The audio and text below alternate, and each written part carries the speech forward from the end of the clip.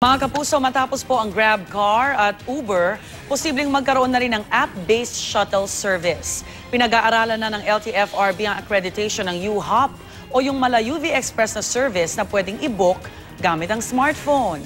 May live report si Von Aquino. Von. Yes, pabor nga ang ilang mga pasahero ng UV Express sa pinag-aaralang app-based shuttle service na U-Hop. Ito ay maaaring i-book gamit lamang ang smartphone na may internet. Ayon doon sa mga nakausap natin mga pasaherong call center agents, ay makakatulong daw sa kanila ito, lalo na kapag nagkakaubusan na ng masasakyan at kung alanganing oras. Sa panukala kasing U-Hop shuttle service, susunduin ang pasahero sa oras na kanyang napili. Sakaling maaprubahan kung mula Quezon City at pupunta halimbawa na Makati, 99 pesos ang singil sa round trip na biyahe. 5 pesos at 70 centavos kada kilometro ang computation sa babayarang pasahe. At dahil booking hindi napipila sa terminal, susundin ang takdang passenger capacity kada uri ng sasakyan. Hindi naman nababahalang ilang UV Express drivers na aming nakausap.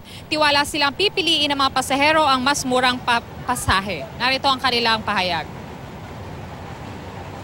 Tingin ko kasi hindi naman po lahat may internet or may apps na ganun. So, siguro hindi ma-avail nung iba yun na walang net sa phone. Call center kasi kami. So, yung oras namin medyo iba sa karamihan.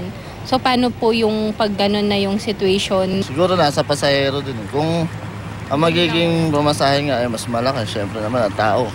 Hinahanap nila kung ano yung mas mura, di ba?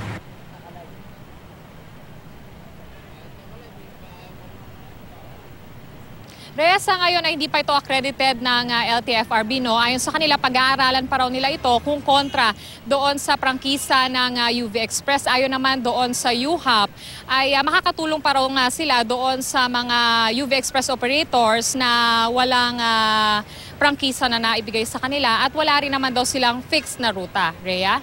Maraming salamat, Von Aquino.